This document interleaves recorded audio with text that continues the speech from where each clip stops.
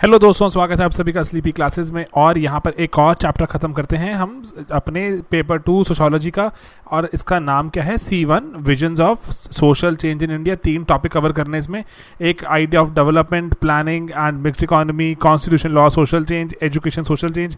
थोड़ा सा पेपर 2 मतलब इंडिया के पर्सपेक्टिव से जानेंगे एंड मैं आपको ब्रॉडर चीज़ें बताता चलूँगा। ठीक है, अभी हमारे पास जो 2 चैप्टर बड़े बड़े हैं वो पड़े हुए C5 C6 हैं, तो वो उसके बाद में पहले प्लान कर रहा हूँ कि इनको कवर कर दिया जाए। ठीक है, ओके। तो चलिए, तो C1 क्या कहता है कि डेवलपमेंट प्लानिंग मिक्स इकोनॉमी। जैसे वो कह रहे हैं कि जब देश आज़ाद हुआ तो 3 तरह की ऑप्शंस थी हमारे पास कि क्या किया जाए, किस तरह से हम डेवलप करा सकते हैं इकोनॉमी को और अपने देश को। तो प्लानिंग कैसे की जाए, या तो कहते हैं कैपिटलिज्म लेकर आए जहाँ पे स्टेट का कंट्रोल मिनिमम हो, या सोशलिज्म लेकर आए जहाँ पे स्टेट गाइड करे, या गांधी जी का सर्वोदय लेकर आए जिसमें स्टेट का डिस्ट्रस्ट है। स्टेट का डिस्ट्रस्ट क्यों? क्योंकि इंग्लिश जो हमारा जो ब्रिटिश जो रूल था उसके कारण स्टेट पर लोगों का कोई खास विश्वास नहीं था। वही था कि स्टेट सिर्फ एक्सप्लॉइट करेगी। तो ये 3 मॉडल थे। अब लेकिन प्रॉब्लम से कुछ ऐसे वाली, जैसे रेफ्यूजी इन्फ्लोज थे, जो फर्टाइल एरिया थे हमारे, वो चले गए पाकिस्तान बांग्लादेश के पास। एंड गांधी जी ये सोशलिज्म की तरफ इंक्लाइन थे, लेकिन स्टेट पे कोई खास विश्वास था नहीं कि स्टेट एक्सप्लॉइट करती है। एंड देन इसलिए उन्होंने कहा कि कैपिटलिज्म कर सकते हैं लेकिन स्मॉल स्केल होगा, कॉटेज होगा। इंडस्ट्रियलिज्म के वो सख्त खिलाफ थे। अगर हमने पहले बात की है इंडस्ट्रियलिज्म, अपनी वो किताब में भी लिखते हैं हिंद स्वराज में कि why he is against big corporations, कि वो किस तरह प्रॉफिट के लिए सभी प्लानट का, ह्यूमंस का, सभी का नुकसान पहुंचाती है। अब तो हमारे पास आज़ादी के बाद मॉडल क्या आया, वेलफेयर बेस्ड मॉडल आया। एंड देन ब्रॉड, जैसे मतलब कि क्या, ऐसे हमारा एजेंडा क्या था कि हम ब्रॉड स्पेक्ट्रम एक बेस्ड एक प्लानिंग करेंगे कि अच्छा ये इंडस्ट्रीज में होगा, ये एग्रीकल्चर में होगा। एंड देन उसके बाद मॉडर्निटी पे बेस्ड था। एंड हमने क्या किया, हमने 5 सालों वाले जो 5 ईयर प्लान्स की भी स्थापना करी। बेसिक बातें हैं, आप इनको इको में भी यूज़ कर सकते हैं कहीं ना कहीं। ओके, देन 70s के बाद हमारा जो अप्रोच बदलता है वो एरिया स्पेसिफिक अप्रोच हो जाता है। जैसे ग्रीन रेवोल्यूशन, कुछ एरिया में फोकस करते हैं हम। एंड देन सेंट्रल प्लानिंग किस पे बेस्ड है, सेंट्रल प्लान बनते हैं, मतलब कि ऐसे जैसे इसको क्या बोलते हो कि आप टॉप टू डाउन अप्रोच जा रही है। सेंट्रल प्लानिंग स्टेट प्लान को अफेक्ट करती है, वो डिस्ट्रिक्ट प्लान को, then block level, village level तक सेंटर से ही प्लानिंग का इम्पैक्ट पड़ रहा है। बहुत ही सेंट्रलाइजेशन ऑफ पावर की तरफ हमें नजर आती है या सेंट्रलाइजेशन ऑफ प्लानिंग। देन अभी हमारे जो ट्रेंड्स क्या हैं, काफ़ी डिसेंट्रलाइज हो गई है प्लानिंग, और इवन की अब जो प्लानिंग है वो इम्पेरेटिव हो गई है। जो सॉरी इम्पेरेटिव थी पहले, अब इंडिकेटिव हो गई है। इंडिकेटिव मतलब कि सरकार चाहती है कि ये करना। फॉर एग्जांपल मैं आपको बहुत ही रिसेंट एग्जांपल बताता हूँ कि सरकार चाहती है कि डिजिटल इकोनॉमी को प्रमोट किया जाए। तो सरकार ऐसे टारगेट सेट नहीं करती कुछ कि अब हम सरकार ये अचीव करेगी, वो करेगी। सरकार सिर्फ इंडिकेशन देती है कि अगर आप डिजिटल इकोनॉमी की तरफ जाओगे तो विल गिव यू ये वाला डिस्काउंट, जैसे मर्चेंट डिस्काउंट रेट ना, MDR। तो किसी जगह पेट्रोल पंप पे अगर आप पे करते हो जो डेबिट कार्ड वगैरह से, तो आपको कुछ थोड़े से पैसे वापस आ जाते हैं। बहुत ही रुपयों में होते हैं, 1-2 रुपए अगर 1000 रुपए के पीछे, तो लेकिन वापस आते हैं। सरकार कहीं ना कहीं प्रमोट कर रही है। इंडिकेटिव प्लानिंग है कि हम चाह रहे हैं कि आप सभी लोग ऑनलाइन आओ। जैसे बेटी बचाओ बेटी पढ़ाओ में सरकार ने टारगेट्स एज सच सेट नहीं किए, लेकिन क्या किया वहां पर कि सरकार ने बोला कि कल्चर सेट किया जाए ऐसे जहां पर लोग जो लड़कियों को प्रमोट करते हो। तो इंडिकेटर, ठीक है, सरकार इंडिकेट करती है कि हमारी इंटेंशन क्या है। एग्जैक्ट टारगेट्स, एग्जैक्ट उसके लिए काम नहीं करती सरकार, ठीक है। एंड अभी लेकिन हम क्या है, हम इंडिकेटिव की तरफ बढ़ रहे हैं। अभी हम टोटली वहां पर नहीं है, अभी भी हम इंपेरेटिव को हम थोड़ा ग्रेजुअली छोड़ते जा रहे हैं। अभी हम लेकिन टोटली अगर बोले इंपेरेटिव छोड़ दिया, इंडिकेटिव की तरफ आ गए, ऐसा नहीं हुआ। इंपेरेटिव मतलब जहां पे हम इंपेरेटिव था, बिल्कुल गिवन था कि यही करना है आपने। ओके, इतने 1000 करोड़ रुपए आपके, और इतनी हमने जो ग्रोथ अचीव करनी है इंडस्ट्री से, एग्रीकल्चर से, एग्जैक्ट सरकार उसके लिए इतना फंड अलग कर रही है। तो कि सरकार एग्जैक्ट टारगेट डिसाइड करती है कि अच्छा अगर हमें ओवरऑल इतनी इंडस्ट्रीज चाहिए तो इसके लिए प्राइवेट सेक्टर के कितने लाइसेंस दिए जाएंगे, तो इसके लिए हम कितनी प्राइवेट सेक्टर की इन्वेस्टमेंट अलाउ करेंगे। तो ये बेसिक चीज़ें हुआ करती थी जो इंपेरेटिव में एग्जैक्ट टारगेट से प्राइवेट सेक्टर की पार्टिसिपेशन भी कर्टेल थी। अभी लेकिन काफ़ी ये डिसेंट्रलाइज हो गया। एंड प्लानिंग अब participative, indicative, participative, ground work oriented है। ये आप इको में यूज़ कर सकते हैं अपने जो शुरुआती सवाल आते हैं प्लानिंग वाले। एंड देन NGOs की इंपॉर्टेंस भी आ रही है, जो नॉन सरकारी, नॉन गवर्नमेंट है ऑर्गेनाइजेशंस। उसके बाद कम्युनिटी लेवल की इंपॉर्टेंस आ रही है, एजुकेशन पॉलिसी में, विमेन पॉलिसी में। एंड ग्लोबल प्रॉब्लम्स को लेकर सेंसिटिविटी बढ़ी है, एनवायरमेंट, टेररिज्म, इंक्लूजन, है ना। एंड देन रूरल सेक्टर में देखें अगर, तो कोऑपरेटिव फेडरलिज्म की बात चलती रहती है ना, कि कोऑपरेटिव फेडरलिज्म, आप GS2 का कॉन्सेप्ट यूज कीजिए यहाँ पर। इंफॉर्मेशन कम्युनिकेशन टेक्नोलॉजी, मनरेगा, इन सब चीज़ों पर सरकार एम्फेसाइज कर रही है कि कहीं ना कहीं सरकार भी चाहती है कि लोगों का भला हो, वेलफेयरिज्म रियल लेवल पे हो।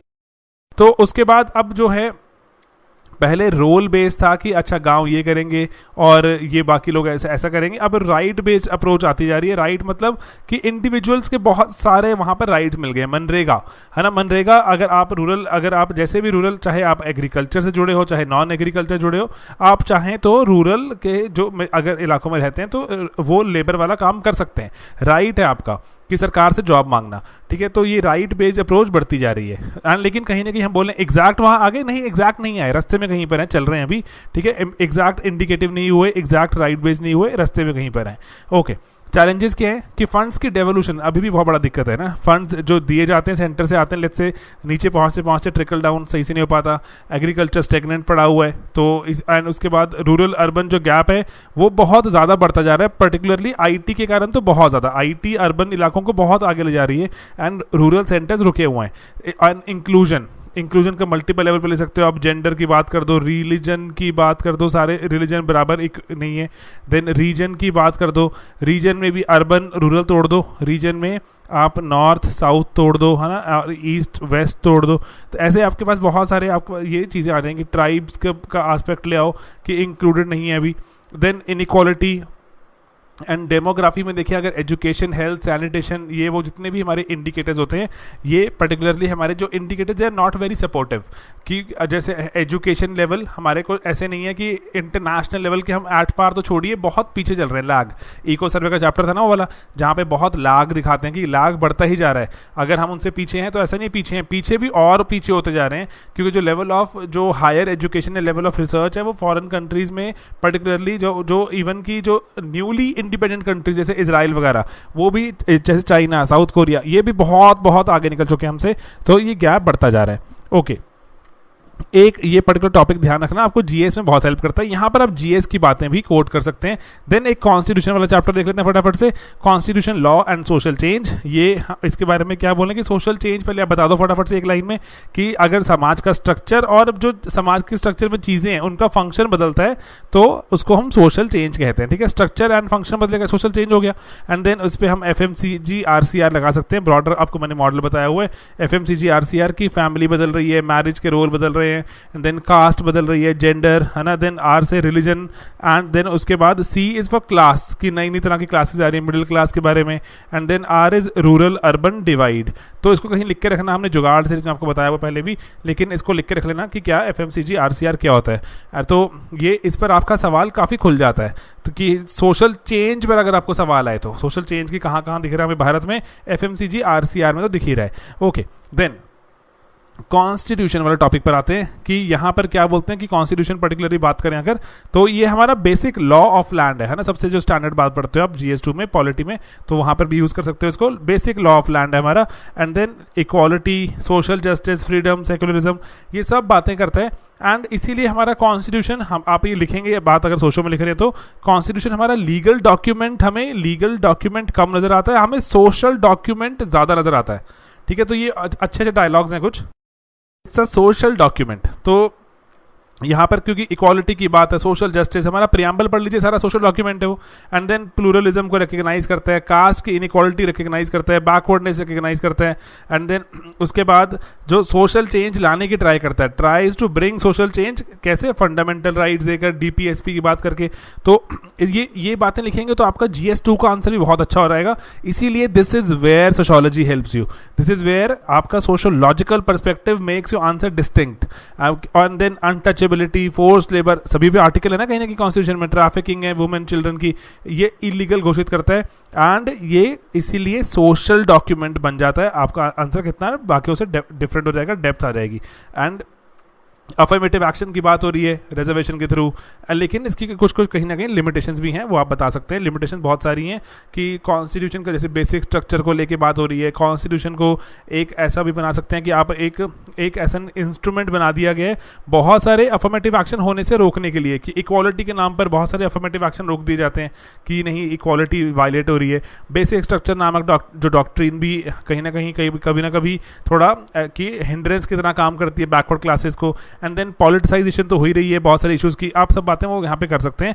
देन राजीव भार्गव वो क्या बोलते हैं कि कॉन्स्टिट्यूशन क्यों आया था, अपना पॉलिटी वाले चैप्टर को रिकॉल करो, ताकि टिरनी ऑफ मेजॉरिटी ना हो जाए, कि मेजॉरिटी एकदम टायरेंट बन के दिखे और एकदम डिक्टेटर बन के माइनॉरिटीज को कुचल दे, ऐसा ना हो, ताकि डेमोक्रेटिक स्टेट रहे, वल्नरेबल ग्रुप हमारे प्रोटेक्टेड रहें।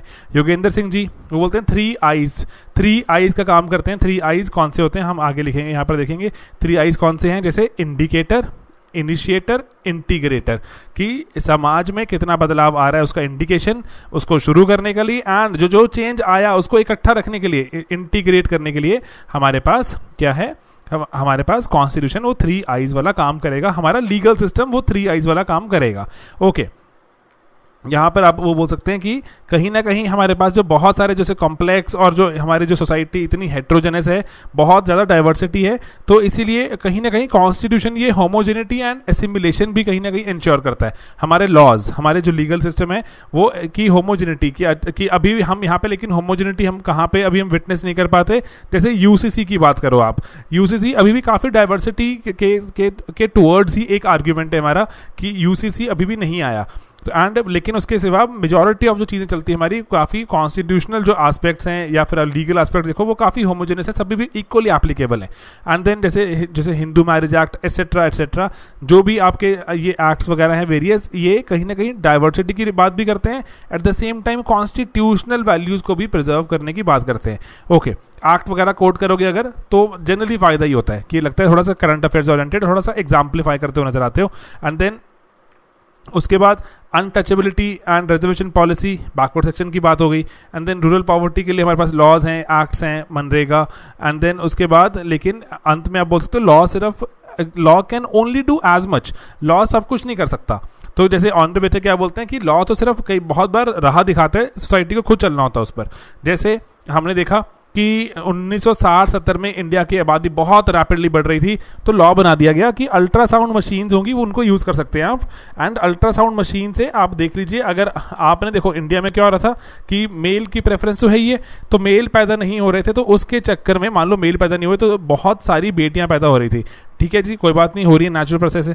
तो लेकिन अब बेटी के बाद एक और बेटी के बाद एक और बेटी, सरकार कहती है कि अच्छा आप इतनी सारी बेटियां आप पैदा कर रहे हो क्योंकि आपको एक बेटा चाहिए, तो एक काम कीजिए, ये अल्ट्रासाउंड मशीन होती है, इस पर आप आके देख लीजिए। सरकार ने उसको अलाउ कर दिया कि अल्ट्रासाउंड मशीन पे देख लीजिए, अगर आपको मेल नहीं लग रहा, आपको लग रहा है फीमेल एक और पैदा हो रही है, तो आप अबॉर्शन करा सकते हैं। इसको बोला गया सेक्स सिलेक्टिव अबॉर्शंस। ठीक है जी, तो लेकिन उसका जो लॉ ने तो राह दिखाई, लेकिन सोसाइटी ने अपनी तरह से मोल्ड कर दिया उसको। सोसाइटी ने सारे के सारे ही सेक्स सिलेक्टिव अबॉर्शन शुरू कर दिए, फीमेल्स पैदा होनी ही बंद हो गई।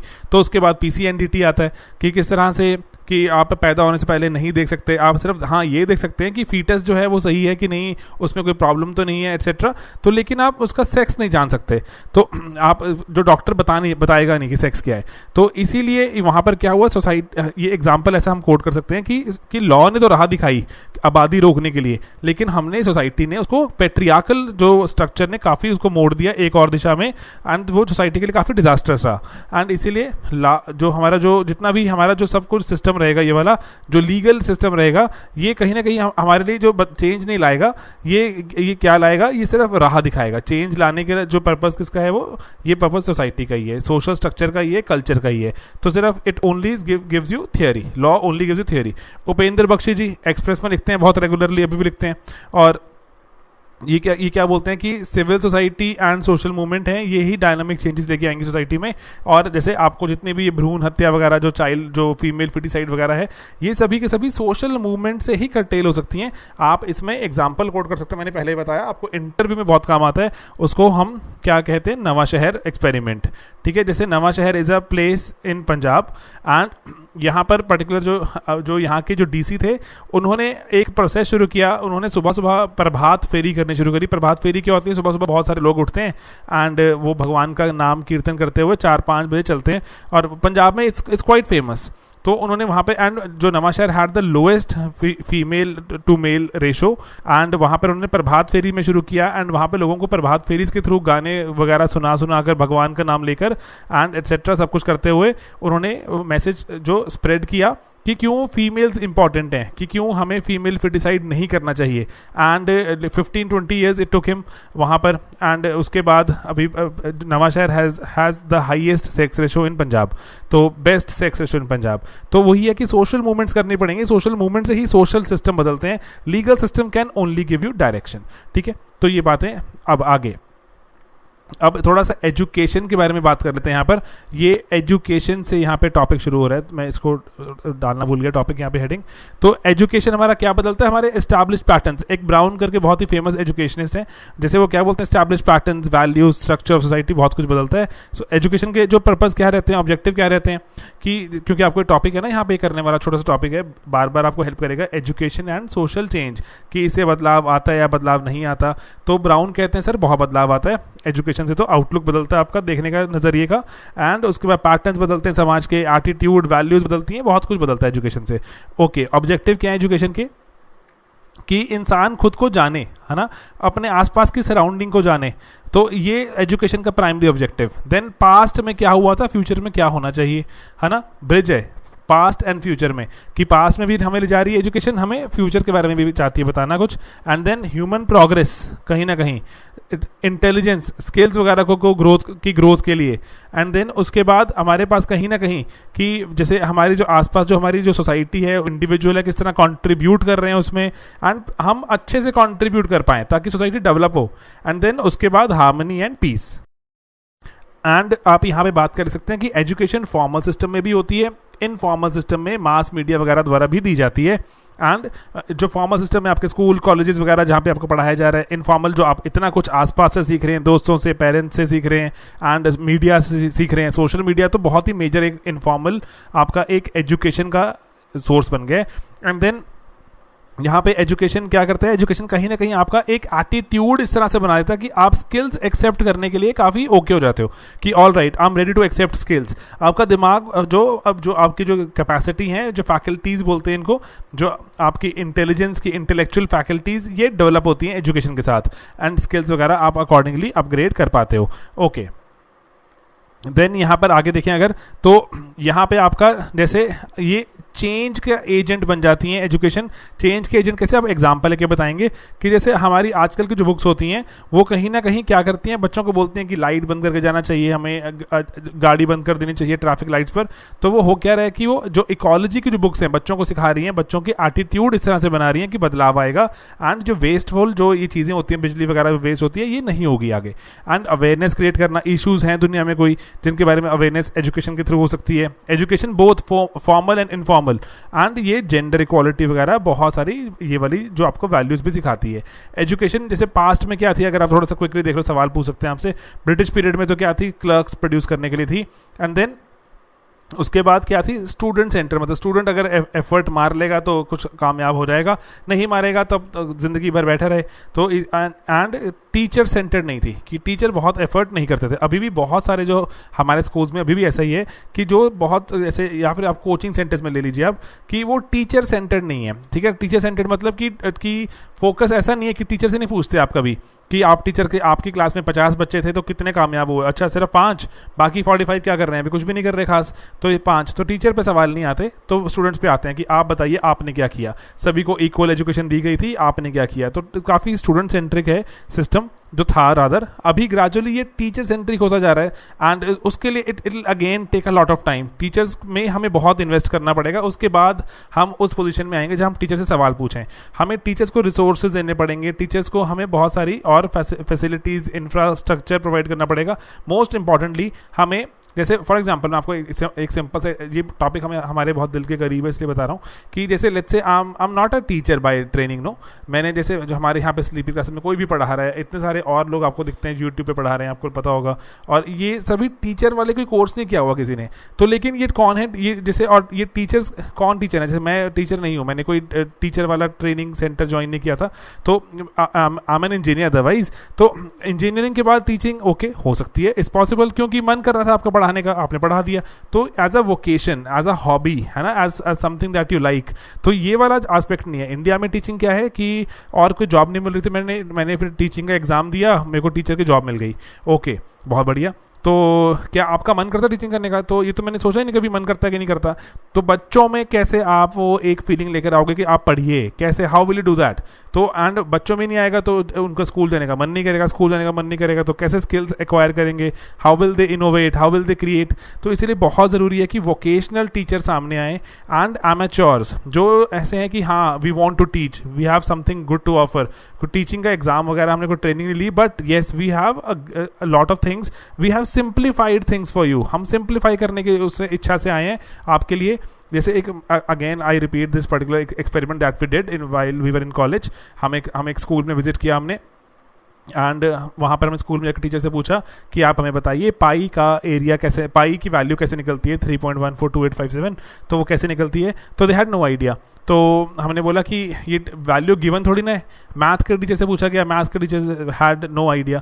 तो वो बस बच्चों को पढ़ाई जा रहे हैं एक ही जैसी चीज़, फार्मूलाज बता रहे हैं, फार्मूलाज डिराइव करके भी दिखा रहे हैं, लेकिन it will not may be add a lot to the creativity.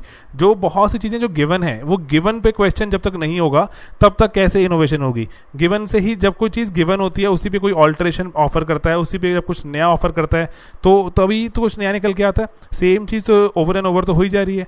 तो इसीलिए ये ज़रूरी है कि टीचर सेंट्रिक एजुकेशन हो जाएगी जब टीचर अपने आप में इन्वेस्ट करेंगे, टीचर रीड करेंगे और बच्चों को लाके कुछ नया नया बताएंगे, एक्साइटमेंट क्रिएट करेंगे, तभी कुछ होगा। अगर डेड पोएट सोसाइटी आपने देखी है तो that is the kind of teacher may be we should all aim to be. Okay, then उसके बाद जो क्रिश्चियन मिशनरीज वगैरह थे वो सिर्फ एजुकेशन ऐसे इम्पार्ट कर रहे हैं जो कि रिलीजियस कन्वर्जन वगैरह को ऑफर कर रहे थे, एंड ताकि ब्रिटिश का काम थोड़ा आसान हो जाए, है ना, वो वाली सब काम चल रहा था। एंड देन उसके बाद जो स्कूल कॉलेजेस में ऐसा कोई कोई एजुकेशन नहीं मिल रही थी जो कि टेक्निकल हो। ठीक है, टेक्निकल एजुकेशन तो बिल्कुल भी नहीं दी जा रही थी, और सिर्फ आपको कौन सी मिल रही थी? आपको एजुकेशन जो ब्रिटिश टाइम में देखें तो जो आपको एजुकेशन कौन सी मिल रही थी? सिर्फ लेट्स से लॉ की मिल रही थी, या फिर और बाकी जो लिटरेचर टाइप वाले कोर्सेज की। तो एंड आज भी देखें, अगर इंडिया आज़ाद हुआ उसके बाद बहुत सारा फोकस किस पे आ गया? टेक्निकल एजुकेशन पर। टेक्निकल एजुकेशन पर जब फोकस जैसे ही शिफ्ट हुआ, अब हुआ क्या है, हमने जो बहुत सारी जो हमारे जो सोशल इविल्स वाली चीज़ें हैं वो उस पर हम ध्यान देते ही नहीं। जैसे इंटॉलरेंस, ये प्रताप भानु मेहता लिखते हैं अपने उसमें, इंटॉलरेंस, सुपरस्टिशन, इनजस्टिस, है ना, इन पर्टिकुलर चीज़ों पर हमने कभी ध्यान दिया ही नहीं। डाइवर्सिटी कि इंजीनियरिंग कॉलेज के बच्चे होते हैं उनको कभी पढ़ाया ही नहीं जाता कि डाइवर्सिटी ऑफ इंडिया क्या है, एंड डाइवर्सिटी ऑफ इंडिया के बारे में नहीं जानेंगे अगर, तो कैसे टॉलरेंट हो जाएंगे? एक ही तरह की विचारधारा उनको जो समझ आती है उस तरह के बन जाते हैं वो। एंड पर्टिकुलरली मतलब I am an engineer and I know that कि अगर thank God UPSC happen to me and I happen to read a lot about India and a lot about world, वरना इंजीनियरिंग कॉलेज के जो अभी भी दोस्त मिलते हैं उनको ऐसा कुछ खास ऐसे आप बात कीजिए उनसे। एंड अगर आप इंजीनियरिंग ग्रेजुएट है तो जैसे जो आर्ट्स वाले हैं, मुझे ये लगते हैं बहुत they have been very lucky, ये जो ह्यूमैनिटीज़ पढ़ गए इनको अच्छी बातें दुनिया में समझ आई। इंजीनियरिंग वालों को तो ज़िंदगी में ऐसे ही बस पता नहीं क्या, कभी कुछ ऐसे ड्राइंग्स वगैरह करवा देते हैं, कभी ड्राइंग बना दो, कभी गियर बना दो, दैट्स इट, और तो क्या ही करते हैं, और बाकी पार्टी चलती रहती है।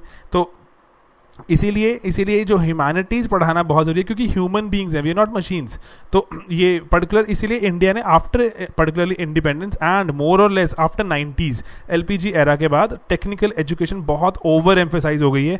इसी से क्या होता है, इसके कारण हमारी जो स्किल्स होती हैं, जो ह्यूमन वैल्यूज़ हैं, they take a back seat, वो कहीं ना कहीं आगे फोर फ्रंट पे नहीं आ पाती। ओके, तो अब एजुकेशन इन प्रेजेंट टाइम्स की बात करते हैं। जैसे अर्बन और कंपेटिटिव इलाकों में जैसे कंज्यूमर सोसाइटी बनती जाती है, तो आप सब लोग बहुत ज़्यादा इंक्रीजिंगली ट्राई करते हैं कि कॉम्पिटिटिव होने की, और ज़्यादा जैसे महंगे महंगे कोचिंग सेंटर्स ज्वाइन करने की टेंडेंसी हो जाती है, क्योंकि हमारे पास ऐसे रिसोर्सेज भी अब अवेलेबल हैं जहाँ पर जाकर हम ऐसे कोई कंपेटिटिव जो हमारी सोसाइटी को केटर करते हुए we can always avail such kind of coaching. तो इसीलिए जो हमारी जो एजुकेशन की जो बात रहती है कि जैसे जिसमें इंडिविजुअल की अगर हम बात करें कि इंडिविजुअल एक्सीलेंस अचीव करें या फिर इक्वालिटी की बात करें, वो एजुकेशन सिस्टम का पार्ट है। लेकिन एज सच हमारे जो अर्बन इलाकों में पर्टिकुलरली बिकॉज ऑफ, जैसे हम अब बात करते हैं कि जो rise of competitions in exam, ठीक है, कॉम्पिटिशन एग्जाम्स इन एजुकेशन, उससे ये सब चीज़ें अब पीछे नजर आती हैं। डेफिनेटली नेशनल कोहेजन भी, जैसे एक अब बात देखते हैं कि बहुत ही इंपॉर्टेंट एक चीज़ है नेशनल कोहेजन की, सरकार भी चाहती है कि देश इकट्ठा जुड़ा रहे, एजुकेशन के थ्रू किया जाता है। ओके, उसके बाद अगर हम बात करें अपने आने वाले समय की, ठीक है, फ्यूचर की, तो फ्यूचर में जैसे अभी तो जैसे हमारा जो फोकस है वो शिफ्ट हो जाएगा हायर जैसे सेकेंडरी और एजुकेशन से, तो उसके बाद हम जैसे रिसर्च एट्सेट्रा वगैरह की तरफ जाना चाहेंगे। एंड जैसे प्राइमरी और अडल्ट एजुकेशन की अगर हम बात करें तो वहाँ पे प्राइमरी एंड अडल्ट एजुकेशन में हमारे पास अगर अभी हम जैसे अभी मिडिल लेवल की बात करते हैं कि अभी जैसे हमारे यहाँ पर देश में देखें कि बहुत सारे स्कूल्स हैं जहाँ पर बहुत सारे हमने बच्चों को भर्ती कर लिया, लेकिन उसके बाद अभी भी जैसे अगर आप एडल्ट हैं तो एडल्ट में अभी भी आपको स्कूल में एडमिशन लेने के लिए आपको जैसे there is a taboo about it कि आप एडमिशन नहीं ले पाते, एंड इस पर काम होना शुरू हो जाएगा आने वाले वक्त में, ठीक है। एंड इवन की जैसे आप आगे देखें जैसे यूनिवर्सिटी लेवल की अगर हम बात करें, एंड इवन की जैसे यूनिवर्सिटी लेवल की एजुकेशन भी जैसे जैसे रिसर्च एंड डेवलपमेंट पे फोकस आएगा देश में, अगर डेवलपमेंट और तेजी से चलती है तो ये चीज़ों की कंसिडरेशन बहुत रैपिडली बढ़ेगी। एंड आई रिपीट जैसे एडल्ट एजुकेशन की भी कंसिडरेशन बहुत रैपिडली इंक्रीज होगी। ओके, ठीक है, तो इन चीज़ों को जो हमें दिमाग में रखना है, प्रैक्टिकल कंसिडरेशंस है फ्यूचर की, और इन फ्यूचर की प्रैक्टिकल कंसिडरेशंस को ही हमने अपने अगर पॉलिसी मेकिंग में डालना है, या फिर अगर हमने कभी हमें जीएस का आंसर बनाना हो तो उसमें बात करनी है कि फ्यूचर में एजुकेशन की बात हम ऐसे करना ना शुरू कर दें कि बहुत सारी चीज़ों पर हम ध्यान देना शुरू कर दें, लेकिन सबसे पहली बात हो जो स्किल की बात करेंगे हम, ठीक है। सिर्फ स्किल होना इंपॉर्टेंट नहीं है, हमें वक्त के साथ साथ बदलते हुए उसको रीस्किलिंग भी करनी होगी।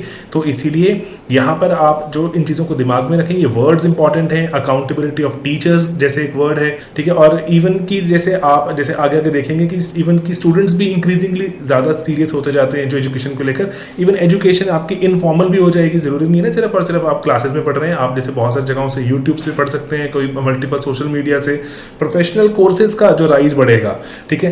एंड जो इलिटरेट है लिटरेट बनाना है, ड्रॉप आउट्स को हमने ग्रेजुअली कम करना है, इसलिए ओवरऑल जो प्रेजेंट जो हमारा एग्जामिनेशन सिस्टम है उसको ओवरहॉल करने की यहाँ बात होगी।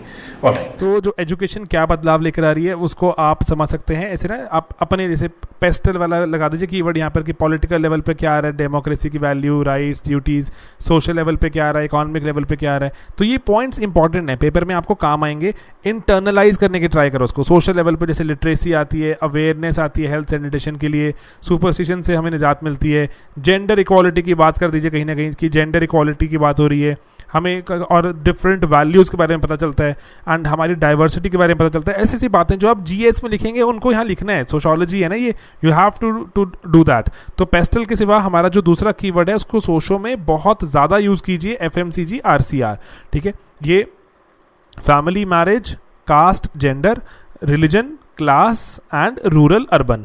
तो मैं बार बार रिपीट करना शुरू कर दिया क्योंकि एग्जाम जब जब नज़दीक होता है तो ये कीवर्ड दिमाग में बैठ जाना चाहिए। तो हमारा नॉट ओनली ये सोशो का पेपर अच्छा कर देगा बल्कि हमारा क्या ये GS1 भी अच्छा करता है, आपका आंसर बहुत एनालिटिकल हो जाता है। ओके, देन इकोनॉमिक लेवल पर आपके एजुकेशन से सब कुछ बदलाव हो रहे हैं, एम्प्लॉयमेंट, ये वो एट्सेट्रा, इन्वायरमेंट, चिपको मूवमेंट, चिपकू नहीं भाई, चिपकू तो इंसान होते हैं। Okay, and then technological changes में डिफेंस की, कम्युनिकेशन, सब में इंडिया ने, और मेडिसिन वगैरह जितना मर्जी डालते रहो, सभी में इंडिया ने तरक्की हासिल की है दुनिया में। आइडियोलॉजिकल लेवल पे एंटी सुपरस्टिशन मूवमेंट चली थी जो। ओके, देन करुणा अहमद जी ये बोलते हैं कि आइडियाज़ बदलते हैं, आइडिएशनल लेवल पे चेंज आता है, और उसके बाद स्ट्रक्चरल लेवल बदलता है ना, लिंकेजेस बदलती हैं किस तरह से प्रैक्टिसेस वगैरह में। ओके, एक बार देख लीजिए, मैं जहाँ पे चाहता हूँ फोकस करना, जहाँ पे मैं 5 मिनट आपके साथ चाहता हूँ एक्स्ट्रा दिमाग लगाना, वो है क्रिटिकल एनालिसिस ऑफ एजुकेशन। कहाँ पर education is failing us majorly. जैसे AR देसाई बोलते हैं कि जो एजुकेशन को आपने जो एक एजेंट ऑफ सोशल चेंज बना दिया, क्या ये सही है? वो कह रहे हैं कि एजुकेशन तो पर्पसली कहते हैं वही वाली बातें बता रही है जो कि रजीम चाहती है बताना। मार्क्सिस्ट थॉट है, मार्क्सिस्ट है ना AR देसाई जी हमारे, मार्क्सिस्ट थॉट है। वो क्या बोलते हैं कि एजुकेशन तो एक तो पहली बात है बहुत महंगी है अगर अच्छी एजुकेशन है, उसके बाद कि सभी के पास इक्वली अवेलेबल नहीं है। तो वो मान लो सब कुछ है भी है, जिसके पास है भी है उसको भी सिर्फ वही वाली बातें बताई जा रही हैं जो रजीम चाहती है, जो कि पावर में है वो चाहते हैं बताना, वही बताया जा रहा है। कहते कभी ऐसा होगा कि जो उनके खिलाफ कुछ लिखा जाएगा किताबों में, ऐसा नहीं होगा ना। तो इसलिए बोल रहे हैं कि इसका एजुकेशन का पर्पज़ ही क्या है, कि हम एजुकेशन को क्यों इतना प्रमोट कर रहे हैं। उसके बाद यहाँ पर तो कि अभी कार्ल मैनहाइम वगैरह हम सब आगे देखते हैं, जैसे स्टीवन ल्यूक्स बोलते हैं, स्टीव ल्यूक्स हमने पढ़ा था पॉलिटी में, वो बोलते हैं सर ये तो थर्ड पावर है। थर्ड पावर मतलब कि आपके आइडियाज़ को ही ट्रांसफॉर्म कर दिया, किसके थ्रू? एजुकेशन के थ्रू। अब आप आइडियाज़, अब आप सोचते ही वैसे हो, जो आपको जो डोमिनेंट जो पावर है या फिर जो रजीम, जो रूलर्स हैं आपके, वो ही जैसे चाहते हैं आपको सोचवाना, वैसे ही आप सोच रहे हो। मार्क्स क्या वही बोलते हैं, dominant class ideology. Okay, and इसीलिए कार्ल मैनहाइम ही राइट्स कि education needs to be critical. Education अगर क्रिटिकल नहीं है तो कैसे इंप्रूवमेंट होगी? सेम ही चीज़ का आप गुणगान करते रहोगे तो how will you ever improve? Okay, तो यहाँ पर वो कह रहे हैं कि कॉन्जर्वेटिव रोल तो है ही एजुकेशन का, कॉन्जर्वेटिव रोल तो पूरा कर रही है, रेडिकल रोल भी पूरा करे। रेडिकल मतलब बदलाव भी लाए। एजुकेशन की डेप्रीवेशन देखते हैं हमारे इंडिया के पर्सपेक्टिव से, कास्ट रिलेटेड, सभी की सभी कास्ट को सिमिलर तरह से एजुकेशन नहीं मिलती। जेंडर, है ना, अंडर एजुकेटेड तो है ही है, अंडर नरिश्ड भी हैं, दिमाग की ग्रोथ नहीं हो पाती प्रॉपर नरिशमेंट के बिना। देन क्लास डिवाइड, अमीर गरीब वाला। एलीट्स, हरिजन एलीट, है ना, सच्चिदानंद सिन्हा ने लिखा था 1920 में। ट्राइबल एलीट्स, जो अगर हमारे एक प्रोफेसर साहब हैं बड़गैयन साहब, वो लिखते हैं, तो ये आपको मैंने समझाया था पहले भी। हरिजन एलीट्स कौन होते हैं? जो रिजर्वेशन दी गई लेकिन कुछ ही ग्रुप के पास बार बार यूज़ होगी, वो काफ़ी एलीट बन गए हैं। एंड सेम केस है, लेट्स से वो कह रहे हैं शेड्यूल्ड कास्ट कम्युनिटी में एंड शेड्यूल्ड ट्राइब कम्युनिटी में, तो वो कह रहे हैं कि ये Harijan elites and tribal elites की का बिल्डअप होना। तो ये प्रॉपर टर्म्स हैं, एकेडमिक टर्म्स हैं, you can always use them in your answers. Then अब HIV के पेरेंट्स वाले, जिनको HIV थी पेरेंट्स को, उनके बच्चों को स्कूल में एडमिशन नहीं मिलती। ये केस सामने आए कि टेबू है बहुत बड़ा कि इनके पेरेंट्स को तो HIV है, इनको स्कूल में नहीं पढ़ाना, इन बच्चों को हमने आज अपने स्कूल में भर्ती नहीं करना। ये वाला डेप्रीवेशन है ना, उन बच्चों को डिप्राइव कर दिया गया।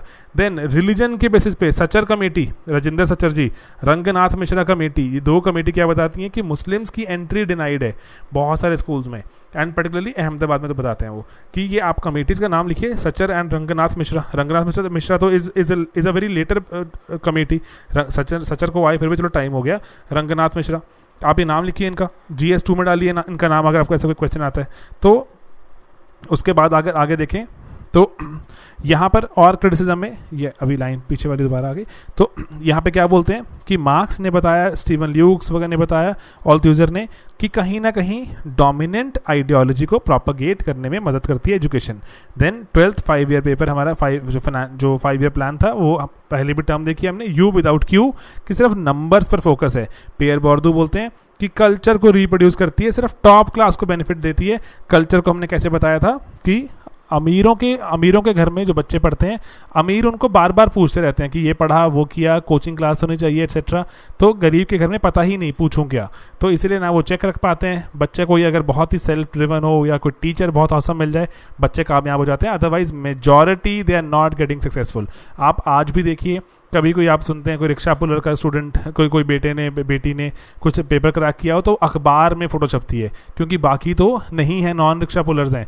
कुली ने पेपर क्रैक कर दिया, अखबार में फोटो आई, है ना, इतनी न्यूज़ बनी। That is what revolution is, कि जब ये लोग भी जो क्लास में बहुत नीचे हैं, क्लास में लोअर क्लास लोग हैं, जब इन तक एजुकेशन पहुंच जाएगी, and please mind you and please keep that in mind always, आप सब लोग कल अफसर बनेंगे, कि कभी भी अपने रीजन में हो, आप चाहे रेलवेज के अफसर बने, चाहे IAS बने, चाहे IPS बने, एजुकेशन पर ध्यान देना बहुत ज़रूरी है। आप ध्यान दीजिएगा अपने जहाँ पर भी आप जगह पर रहें, कि एजुकेशन प्रमोट कीजिएगा। एजुकेशन मेजर एक वेपन है कि आप सच में मोबिलिटी प्रोवाइड कर सकते हैं उन लोगों को जिन तक अदरवाइज मोबिलिटी पहुँचेगी नहीं कभी। ओके, MM ट्यूमिन क्या बोलते हैं कि सर, कि जो इसको कोरोबोरेट करते हैं, मतलब वैलिड करते हैं कि सिर्फ टॉप क्लास ही है जो कल्चर ऑफ एक्सीलेंस को फॉलो करती है, वही फ़ायदा उठाती रहती है। देन टॉनी लिखते हैं टैडपोल थ्योरी में कि सिर्फ टॉप ऑफ द बॉटम, वो कह रहे हैं अगर मान लो ये सिस्टम था पूरा, उसमें ये जो बॉटम वाले सबसे लोग थे, इसके जो सबसे जो टॉप पर लोग हैं, इन्हीं को ही ऊपर पुल कर लिया जाता है। दैट्स इट, कहते हैं टॉप ऑफ द बॉटम ही है, इन्हीं को जो स्टेट की स्पॉन्सरशिप मिल जाती है, जैसे इनको हमने क्या नाम दिया था, tribal elites and Dalit elites, ठीक है, क्योंकि यही बार बार फ़ायदा उठाते रहेंगे। ओके, एंड देन गवर्नमेंट, लेकिन कुछ एक्शन, ये वाले पर्टिकुलर कुछ पॉइंट्स हैं, इनको भूलना नहीं है, आपने बार बार कोट करना है। इंडिया में आपने डेप्रीवेशन बतानी है, कौन कहाँ पे डिप्राइव्ड है एजुकेशन से, क्रिटिकली एनालाइज करते हुए, एंड देन आपने बताना, लेकिन सरकार ने RTE चलाया हुआ, Sarva Shiksha Abhiyan, mid day meal, and then जो माध्यमिक शिक्षा अभियान, उच्चतर शिक्षा अभियान, देन आर्टिकल 15, DPSP, सब जगह एजुकेशन की बात की गई है। सरकार बहुत काम कर रही है। देन आप बताएंगे एग्जाम्पल लेते हुए एजुकेशन कितनी औसम चीज़ है कि अंबेडकर जी कभी मोबिलिटी विटनेस ना कर पाते अगर वो इतने एजुकेटेड ना होते। ठीक है, देसाई बताते हैं कि स्टेटस कोइज्म को प्रमोट करती है, इसीलिए हमें उसको क्रिटिकल करना ज़रूरी है। मैनहाइम ने बताया education needs to be critical. And then जैसे हमारी न्यू जो एजुकेशन पॉलिसी थी जो 2016 में, जिसको अभी डिस्कार्ड कर दिया गया है, उसने स्किल्स के सिवा साथ में कल्चरल हेरिटेज वैल्यूज़ को भी कहीं ना कहीं इंपॉर्टेंस दी है कि ज़रूरी है वैल्यू एजुकेशन भी दी जाए, लेकिन बट इट कंटेन्स सर्टन वेग टर्म्स, बहुत ही वेग टर्म्स कंटेन भी करती है, जैसे कि हमें we should respect our heritage. तो हेरिटेज कौन सी वाली हेरिटेज? जो 5000 साल पुरानी, 1000 हमारी हेरिटेज में तो बहुत ही सारी चीज़ें ना ऐसे जिनको आज बहुत सारे लोग अप्रिशिएट नहीं करते। औरंगज़ेब को लेकर जैसे आपको पता है बहुत मुद्दा चलता रहता है, तो औरंगज़ेब में जो इतना जो लोगों पर अटैक किया वगैरह, तो वो लोग बहुत अप्रिशिएट नहीं करते। क्या उसको भी जो हेरिटेज को हम वैल्यू करें? तो इन सब चीज़ों पर थोड़ा वेग टर्म्स हैं। तो nonetheless idea is good, but implementation में अभी दिक्कत कैसे होती है कैसे नहीं। NEP वैसे डिस्कार्ड कर दी गई है, अभी न्यू जो दोबारा से कमेटी बैठी है ड्राफ्ट करेगी हमारी एजुकेशन पॉलिसी। आपके पास बहुत सारे एजुकेशन से जुड़े हुए पॉइंट्स हैं, इनको आप लिख सकते हैं यहाँ पर। एजुकेशन क्या करती है, क्या करना चाहिए, कहाँ से आए, कहाँ गए, एंड क्रिटिकली एनालाइज कीजिए। कॉन्स्टिट्यूशन की बातें हैं, ये वाले जो पर्टिकुलर चैप्टर्स हैं हमारे पास, जो C में चैप्टर आएंगे मेजरली, ये काफ़ी GS ओरिएंटेड चैप्टर्स हैं। GS में इनको कोट कीजिए, थिंकर्स का नाम मत डालिएगा, पियर बोर्डो ये कह रहे हैं, ट्यूमेन ये कह रहे हैं, ठीक है। आइडियाज़ लिख सकते हैं, ये वाले आइडियाज़ वहाँ डाल सकते हैं, एंड वहाँ के आइडियाज़ यहाँ बोरो कर सकते हैं, कोई दिक्कत नहीं है, नंबर अच्छे आते हैं। ठीक है दोस्तों।